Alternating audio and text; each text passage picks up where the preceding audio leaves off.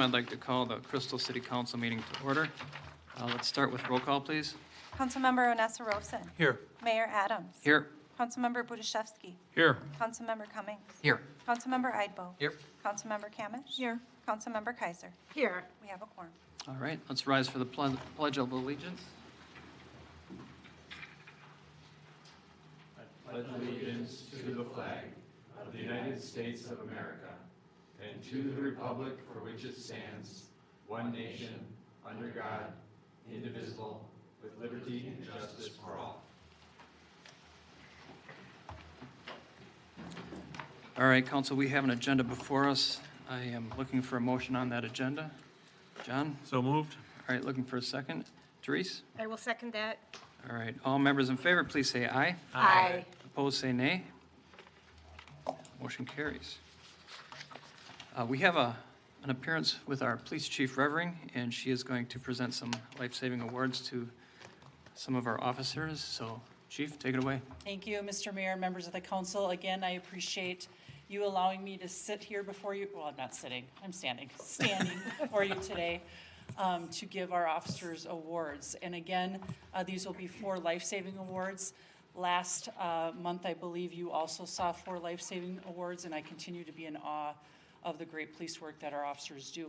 So if Officer Josh Caston and Sergeant Matt Sabek, yep, if you could step forward.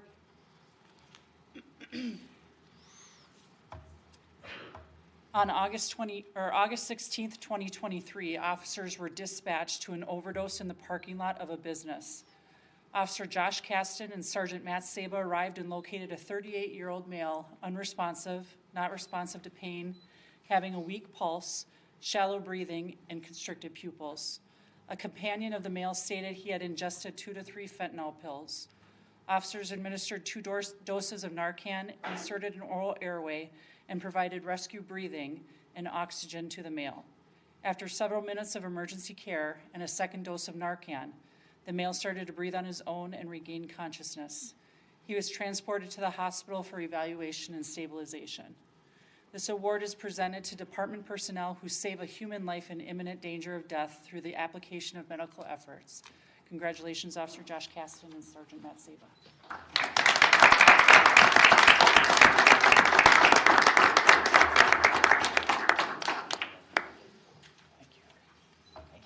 Thank you. Thank you. Great work. Thank you. Thank you. Josh, if you could stay up.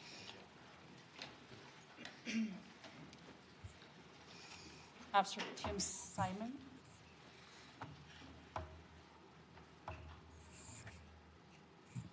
On May 8th, 2023, officers were dispatched to a female slumped over inside a vehicle parked on the 4000 block of Kentucky Avenue North.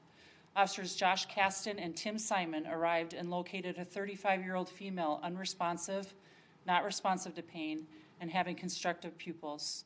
Officers also noticed a 2-year-old boy sitting in the back seat of the vehicle. Officers administered a dose of Narcan and provided oxygen to the female.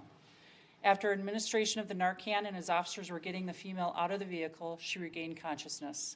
She was transported to the hospital for evaluation and stabilization, and the child was placed in the care of a relative. Thank you. Thank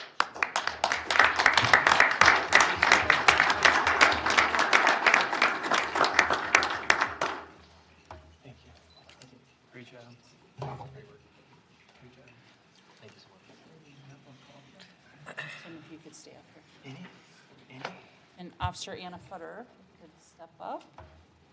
I should comment too, I realize that there are times when I say things in here and then you probably don't understand what it is that what I'm saying. With one of those things is unresponsive to pain. I don't want you to sit here and think that we're like grabbing onto people during this when they're having these medical emergencies or certain certain things. We do this because we try to figure out if they are actually responsive to anything, and so we may do a sternum rub. I'm sorry, Tim, I'm not trying.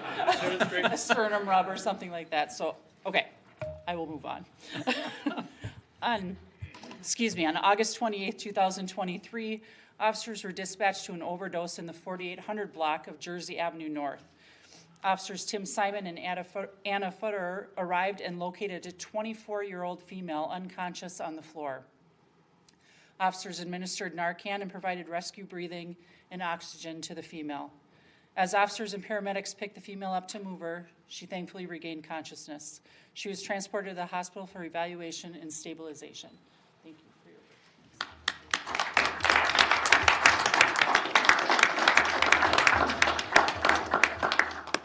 Scan it. Thank you. Great work. Great job. Thank you. Anna, could you stand?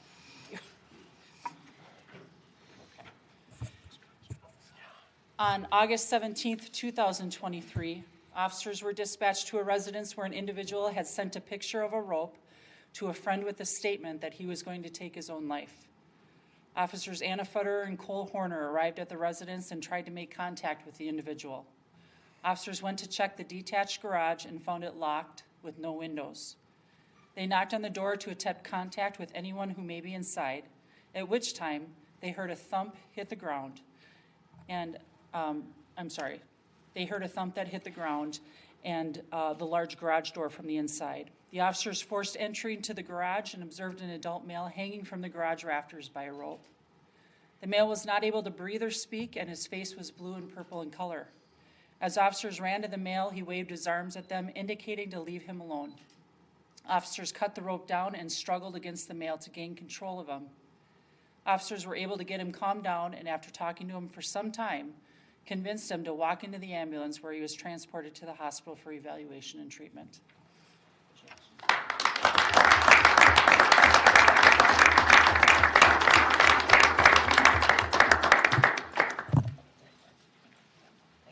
Great job.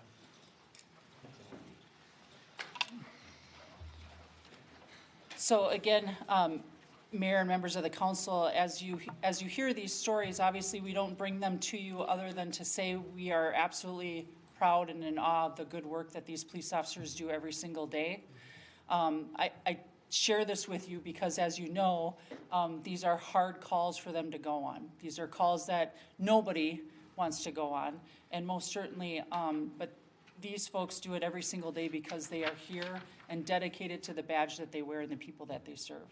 So thank you very much for allowing me to be here tonight with them and their family and friends, and appreciate all of you supporting us. Thank you. Yeah. And they're not going to stay because What? it's not, yeah, right, they just don't want to. I'll just admit it. Thank you.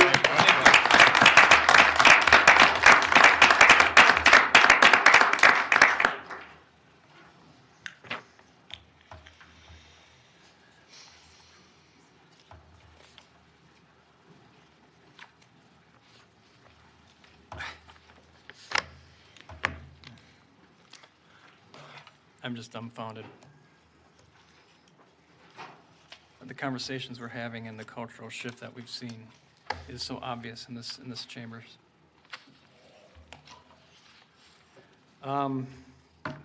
Next, we have a consent agenda. I'll read the consent agenda into the record at this time.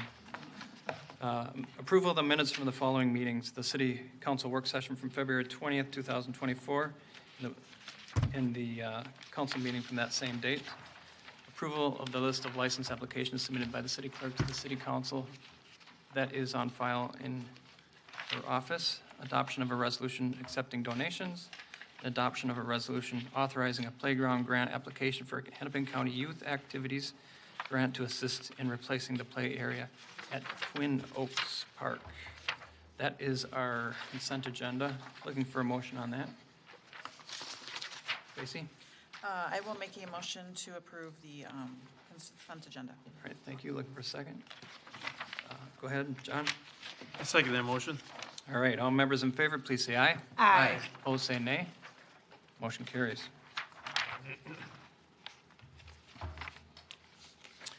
We have a couple people wishing to speak during open forum. Open forum is a time where the city council appreciates hearing from our citizens and about the items of their concerns. We set aside a little bit of time during each meeting for open forum. To provide ample time for all, speaking is limited to 3 minutes per person, 10 minutes per topic. I, as presiding officer, can extend total time allowance for the topic. By rule, no action can be taken during open forum. Items brought before open forum can be placed on a subsequent council meeting or work session for further discussion if need be. So first is Zach Barthel, is that right? Please come up, adjust the mic as you need. We want everyone to be able to hear you. State your name, address, and then go ahead and state what you would like. Yeah, my name is Zach Barthel. I've been trying to get out to meet with you guys for a few of these Sundays, but it's been hard getting in here. I own Dark Horse Vapory at 5522 West Broadway Ave. We've been with you guys for about 10 years now, and we've really enjoyed being a part of the community. I did prepare some notes here just so I could stay on point. Like I said, I own Dark Horse Vapory. I currently live in Monticello. My mayor, he had the idea to already take the licensed tobacco stores and make them the only ones that can handle these new things that are coming our way with the CBD and the THC and everything, mainly because he already had the structure set up. Like, it's already there, the zoning was already there, it's still a 21 plus establishment, and it just worked out really slick in our town, and we're like trying to figure out what's going on here. So my manager, Gentry here, he's ran the Crystal store for 10 years now, and he actually bought a house in this city to be closer to the shop. That's how committed he is to it. And we've been in our location for 10 years next to the park. And along with us next to the park, there's also a liquor store, there's also a sex shop, there's also all of these other things right next to the park. And in regards to the CBD and the THC ordinance, I'm very confused on the motives and tactics. This is a legal product, and I would agree it needs to be controlled just like tobacco and alcohol. According to the CDC, alcohol and tobacco is drastically more harmful and directly related to more deaths than CBD or THC. So why wouldn't we just make this simple and let the stores that are 21 plus keep legally selling these products along with the tobacco? You already have all of the licensing and systems set up and in place. It doesn't make sense to me that the city of Crystal would hurt its small businesses. This seems like someone's possible personal agenda. I'm not sure, but that's the feeling that we're getting. And common sense knows that people are buying things illegally all over town, and this helps fight that. It's driving business to other cities and away from our tax-paying businesses. Our sales are currently down 30%, and people are driving just literally across the street down the road to the next neighboring town to buy these products at other stores. And a lot of our customers still, they buy tobacco, they buy vapes, and they also buy some of the gummies and the THC stuff. And with us not being able to sell that any longer, it's drastically hurting and driving our customers to neighboring towns who still live here in this town. Our customers, including some police officers, doctors, and other public service people, are buying our products to help with pain, anxiety, and various other ailments. CBD and low doses of THC helped my own father with his cancer and Lyme's disease pains. CBD is personally helping me with my chronic back pain. And now I'm being told that I can no longer sell these products. We pass all of our compliance checks. Please consider grandfathering us in and working with us. Like you all know, come 2025, this is going to be here, it's coming to town. And we want to be with you guys and help pave a way forward in order to continue doing what we do best with our business and work alongside of you guys. And we would just like to find a way to move forward without sacrificing our business that we've built over the last 10 years. Thank you. Yep, thanks, Zach. Gentry? Hello, Hi. my name is Gentry Chandler, and I live at 5901 Hampshire Avenue North. Currently just bought that house 3 years ago. Lifetime resident of Crystal. I grew up on 58th. I've shopped and resided in Crystal my entire life. I went to school in our school districts. I frequented all the parks in our city. I, like my business owner, Zach here, don't quite understand why everything else that is 21 up legalized is allowed within those zoning restrictions without the availability of hemp products. I would also like to reiterate, we have zero intention or any intention to sell marijuana derivative products. The only products we were searching to sell and were selling were THC products derived from hemp. They are two completely different things. Hemp-derived products are federally legal, not only state legal. We were selling those products when they became legal on the federal market, followed all federal guidelines and all state guidelines We followed all of the city guidelines when we knew that they were applicable. When we were told that we could no longer sell, we complied. I would just like to have some consideration for our business so we could continue to stay in Crystal. I'm actually thinking about maybe at one point taking over ownership of the business, and I would like to continue to reside and own a business in Crystal. Thank you. That's it. Thank you. Thanks, Gentry.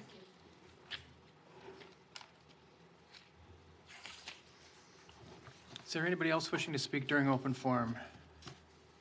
Seeing nobody else approach, I will close open forum and move on to the regular agenda. Unless there's any comments or, nope, all right.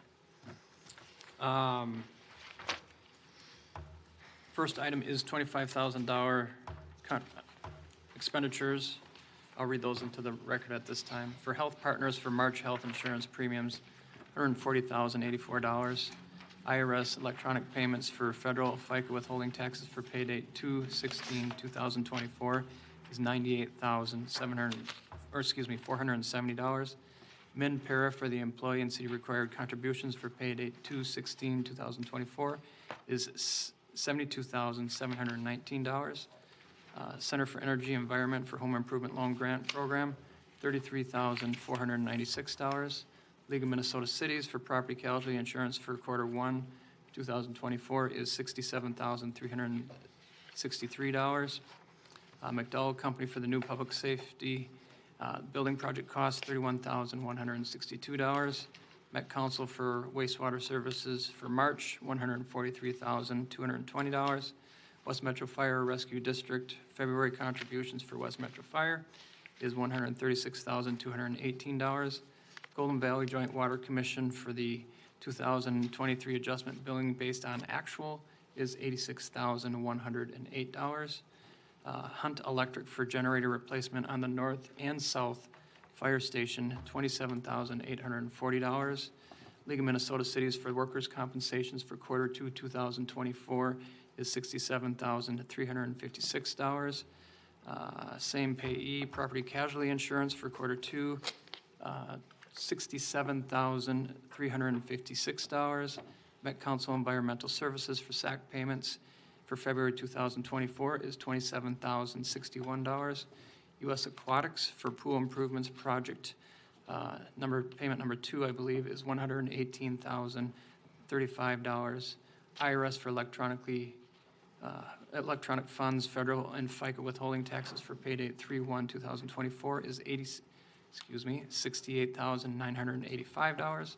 Then para for employee and city required contributions for that same pay date is $72,530. West Metro Fire Rescue District for March contributions is $336,218. Total disbursements are $1,636,518.47. Does council have any questions on any of these items? Just one question. Yeah, go ahead. The payments to McDowell Company for the public safety building, is that the windows? Yes, Councilmember Budiszewski, it's for the windows that you had approved at, I believe, at the February council meeting. Okay, good deal, thank you. Yep. Are they installed? Not yet. We're hoping to get them installed here in the next probably April or May. All right. Okay, and I don't remember the amount. Is this just partial billing? Yes, so it's a down payment, if you will, and Okay. then the next set of payments will be Yeah, in that's after what- they do it. That's what I thought, okay. Any other questions on any of these items? Looking for a motion? Go ahead, Therese. I'll make a motion to approve expenditures over $25,000. Looking for a second? Dave? I will David? second that. Sorry. There you go. All right, all members in favor, please say aye. Aye. Opposed, say nay. Motion carries.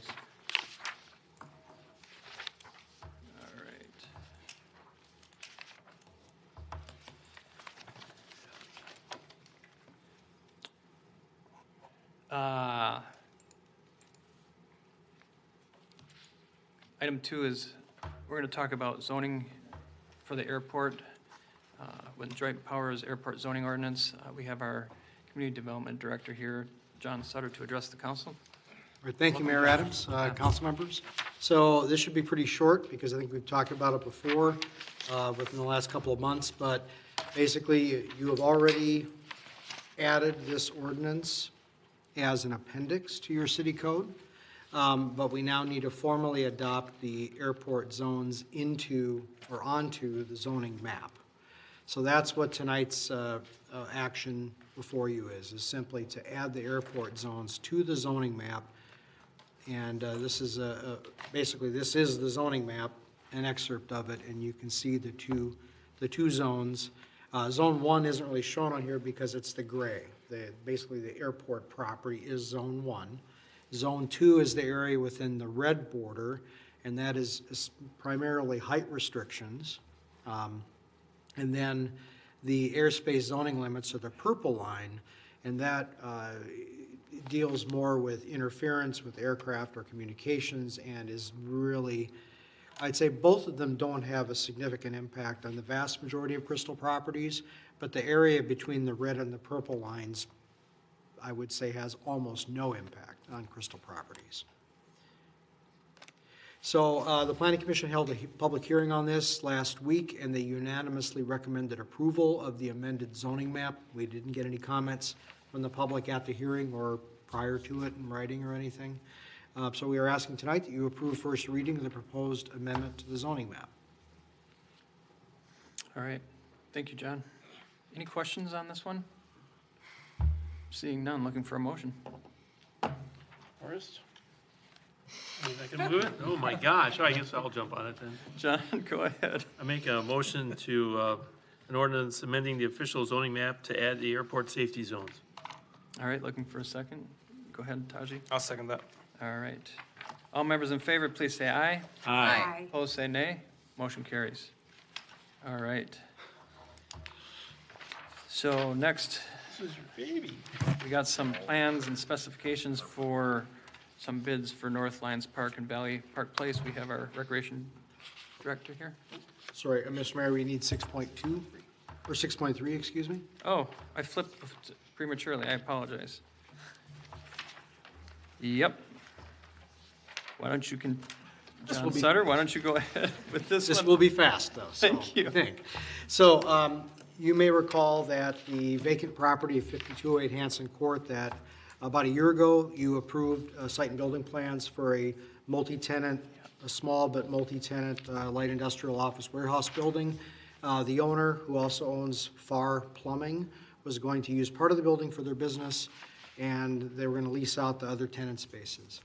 The deadline for the building permit application is 1 year after council approval. The owner has not applied for a building permit due to the current interest rate and construction pricing environment.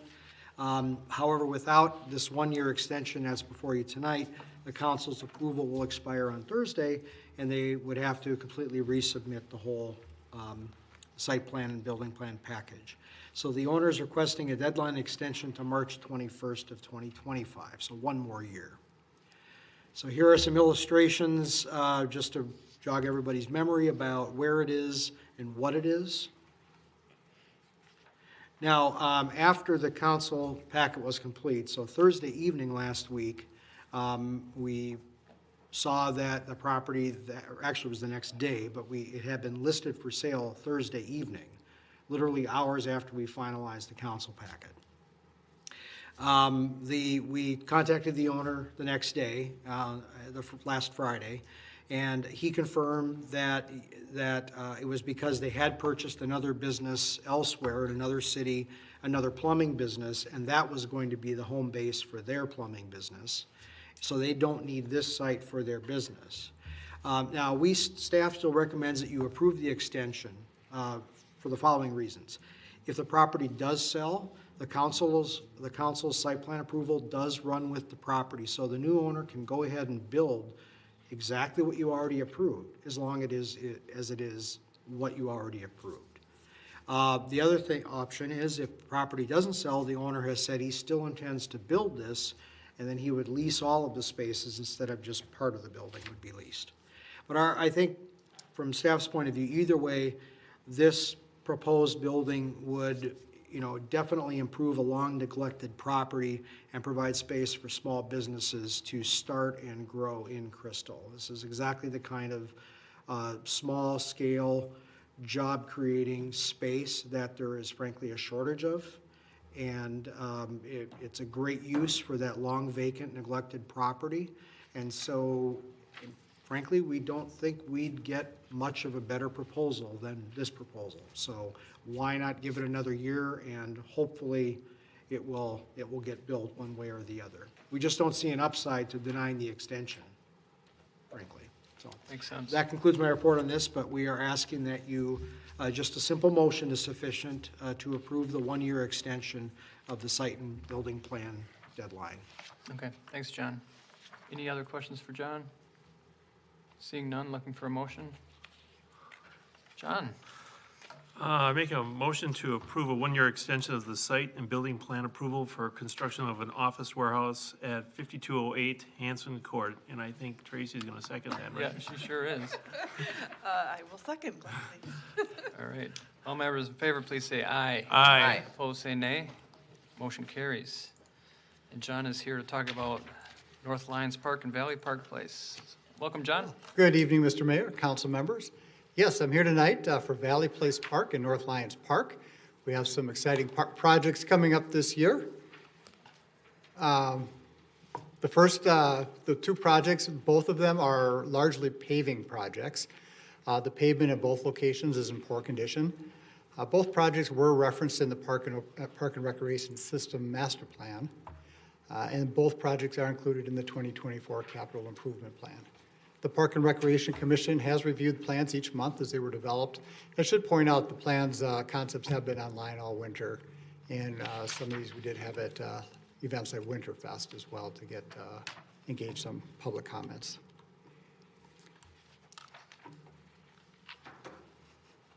So at Valley Place Park, the project is to replace the 3 tennis courts. The master plan actually talked about expanding to 6. But we really, once we got into this, didn't get a lot of support to do that. So this project proposes just replacing 3 tennis courts, move the basketball court adjacent to the tennis courts. So it'll be a situation very similar to Becker Park. We've got the basketball and tennis all in the same enclosure. Becker Park, of course, is pickleball. Improve court lighting, new fencing around all the courts, and add new trail connections. Up at North Lions Park, it's basically replacing the parking lot. In the master plan suggested we move the south entrance to the parking lot to line up with apartments across the street. So the project also includes, while we're removing the pavement for the parking lot, we would remove the pavement for the tennis and volleyball court because we do have plans to put portable volleyball stands on the hard surface in the hockey rink. That's a concrete surface right now.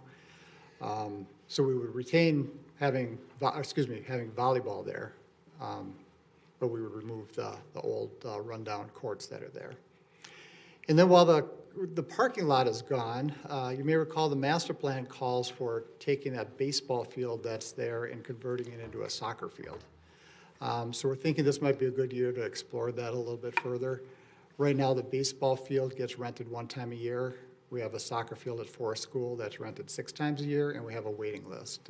We just don't have enough rectangle fields in Crystal, so this may be a good location to do that. So we'll be taking a look at that this summer. So the project schedule is we would have advertisement for bid on 3/28, second advertisement on 4/4, bid opening on April 18th, council award a contract on May 7th, and then start date of construction would be late May, probably early June, with substantial completion of construction in September. So the recommendation tonight is to adopt the resolution approving plans and specs for improvements at Valley Place and North Lions Parks and authorize the advertisement for bids for construction of said improvements. All right. Thank you, John. Do we have any questions on this one? Taji? John, will there be pickleball lines at Valley Place? We're not planning to put pickleball lines at Valley Place, and that is largely because we have learned since our first go-round with planning pickleball is it's very loud, and you don't really want to have that as close to houses as these courts are. That's fair. Yeah. On our park grid today, that kind of lists the amenities for each park, it does say Valley Place has 3 pickleball courts. I don't know if, and there aren't lines, I don't think, today. So I don't know if that's a typo or if that was like foreshadowing what's to come, but a neighbor brought that up, so. Yeah, I think they were actually put in for a youth kind of tennis, and it's very similar to pickleball lines. So people know what pickleball lines are, so that's what we call them. Got it, okay. But the net, we don't have nets Right. for, at the proper height for pickleball there. Okay. But that's a good point, though, thank you. All right, go ahead, Therese. Why are you moving the basketball court? Basketball courts and play areas, we get a lot of comments that those two groups don't always, Oh, all right. aren't all that compatible. So the master plan actually called for actually moving it all the way to the other side of the tennis courts.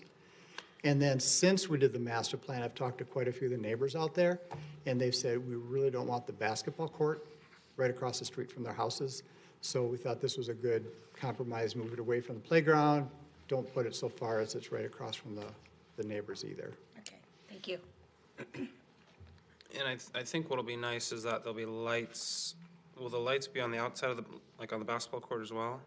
Correct. Okay, that's a benefit. Yeah, there's lights on the tennis court now, but moving the basketball closer does allow that to be lit a little bit easier.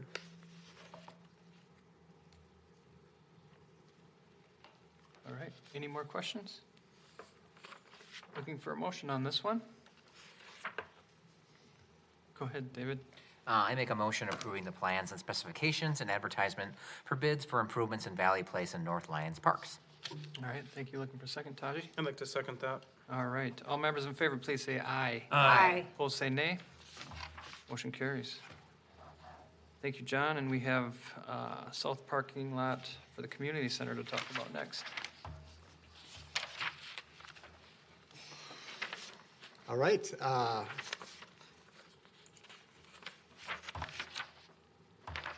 All right, there we go. It's not working. Now it is working. There we go. We're good. So, so this project is to install security cameras on the south parking lot of the community center. You may recall last year we rebuilt that parking lot. Historically, there has not been any cameras in that parking lot. There are on the north parking lot. So as we built this parking lot, we did make accommodation to add cameras this year. So there is power run to the poles where we need a little bit of a power bump to activate them, as well as empty conduit to pull the fiber through. So the poles are all set to go. So this project is really just adding 4 Verkada cameras to the south parking lot in Grogan Park. The cameras, like I mentioned, will be served by fiber runs into the community center. So that we do have $80,000 in the capital improvement plan. And the quote we received is for computer integration technologies for $58,304. So the recommendation tonight is to adopt the resolution entering into an agreement with Computer Integration Technologies to furnish and install cameras in Grogan Park in the amount of $58,304, and then authorizing the mayor and city manager to sign the agreement. All right, questions on this one? Yeah, go ahead, David. A couple questions. Is there like a particular reason why cameras, just standard, or has there been issues in the parking lot, or why cameras there? Cameras have served to be very useful for a variety of reasons. We put them in Becker Park when we built Becker Park, and it's a good deterrent. Plus, if anything does happen, we have a record of it. Okay. And then my other question is more general, just on the new parking lot. Have you gotten any comments about the new parking lot, how it's been for people? So far, so good. I'm hoping no news is good news, but the comments we've received have been positive, but there's honestly not been a lot of comments. Thank you.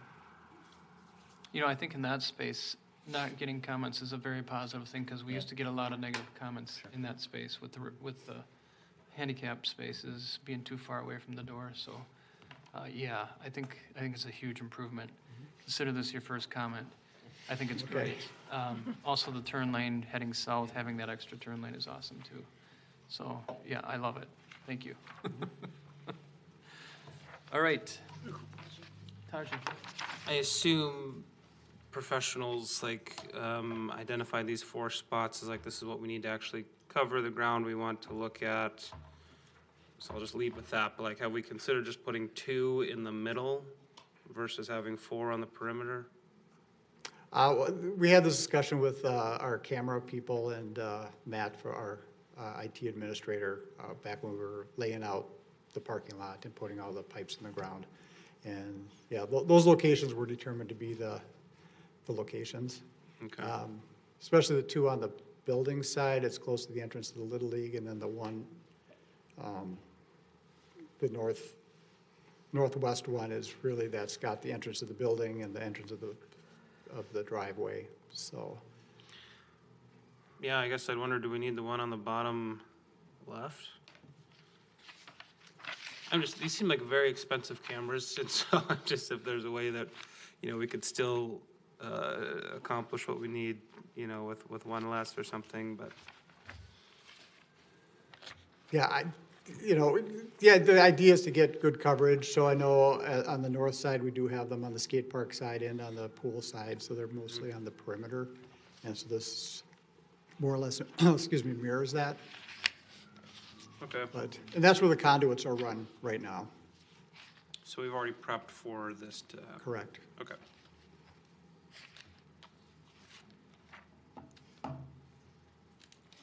Any others?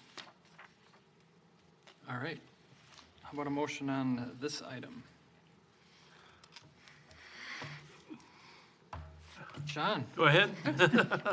Make a motion to approve an agreement to install security cameras in the south parking lot of the Crystal Community Center in Grogan Park. All right. Second? David? I'll second that. Thank you. All members in favor, please say aye. Aye. Opposed, say nay. Motion carries. Thank you. Yeah, thank you. Mr. Mayor, Yes, sir. I actually had one quick question for John that I thought of afterwards. Okay. Have yeah. you told the residences that are right there that there's gonna be pole cameras up there? Just as like a I don't know if good we neighbor have thing? specifically Okay, done that. okay. Will it cover their space? I'd imagine it would. It's up high and it's 360. Yeah, that's a good point. I would recommend it. Yes. Because I would know Yeah. I would like to be notified and be like, just so you know, there's a city camera right there. It's looking at your house. Yeah, agreed. We can do that. Thank you. All right. Next, the council will consider HVAC upgrade for the Public Works facility. Ben Perkey is here. He's our interim Public Works Director. Welcome, Ben. Thank you, Mayor and Council. Public Works facility was constructed in 2014, and currently our heating system is a geothermal system underneath our parking lot, which utilizes pumps to then force air into the facility and heat it in the winter months. That is proven to be difficult and insufficient right now. So the next phase would require us to add hot water boilers for our office spaces and then unit heaters for our mechanic shop, which will then help the efficiency of our current system and keep our green footprint. So the upgrade to the system would require an engineered design, including drawings, a complete design of the system, and also equipment selection. Engineering services proposal has been provided by Harris Mechanical for $33,136. And in our long-term plan, we have allocated funds for the Public Works facility of $35,000. So with that, council is being asked for a motion to approve the engineering services agreement with Harris Mechanical. Any questions? Yes. So the failures, is that when we have the most extreme weather conditions? Is that kind of when it's insufficient, or is it kind of insufficient year-round? Obviously, with the extreme weather, you're gonna really feel it, but during the winter, most of the months, it varies so much, and it's just constantly trying to get the building heated back up, and then it levels out, and it kind of just goes for an idle, and then we have to heat it back up again. Yeah, and so we're not really losing the benefit for what the system provides. It's just we're making it more consistent and comfortable. Correct. Okay, cool. Any other questions? Just one note, the current system is responsible for the entire building. It's one, so that becomes difficult to regulate the different areas, because obviously the garage doesn't need to be the same temperature as the office space, But the current system that we have is kind of one size fits all. So it's taxing it over than what it should be to try to keep up for the different spaces. So things need to be changed, which is what the proposal that we're looking at doing is having different supplements for the different types of areas to kind of regain some of that efficiency. Tracy? The geothermal does both heating and cooling? Just the heating. It does just the heating, so Correct. it's a conventional, like air conditioning unit Yep. for the cooling? Okay. Right, go ahead, Forrest. So with what you just said, are you making different zones then, or is it just gonna be, essentially, like right now what's happening is like the garages are always cold and then everything else is an adequate temperature, or I'm just kind of, Yeah, so it'll break into zones just Okay. because we have our office spaces where our superintendents and our admin and our GIS sit. They're there most of the day, so making our office space a comfortable temperature. Our mechanic shop, they're moving around a lot more. So body heat, they're staying a little bit warmer, but still keeping all of that. And then where the garage is at, that's where the efficiency is gonna come in with the geothermal. okay, so so each area is gonna be an independent zone Correct. entirely, okay? Yep. It's not just adding more, like a boiler to the okay, perfect, love it. Yep.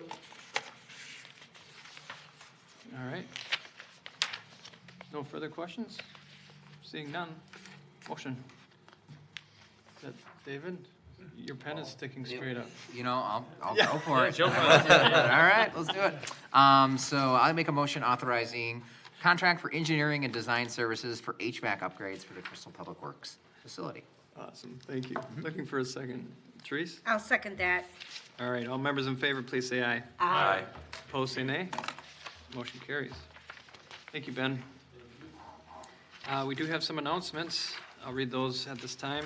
Next council meeting is Tuesday, April 2nd, 7 PM here at Council Chambers in City Hall.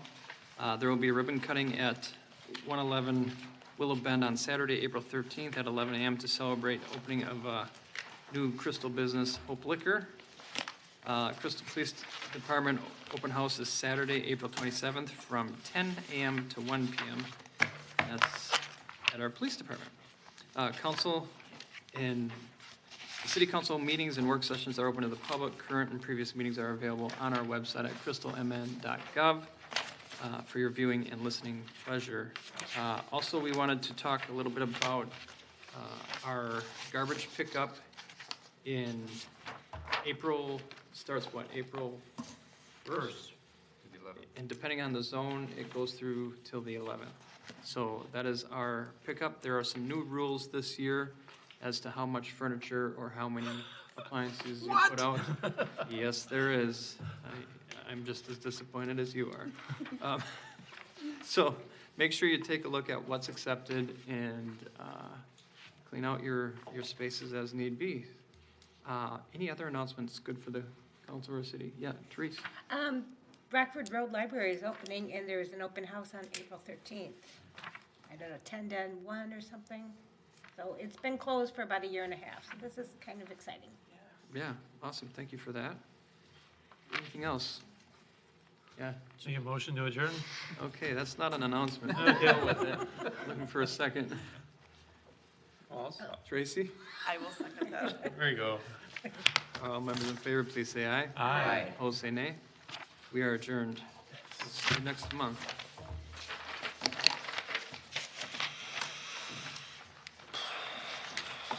All right, next is EDA.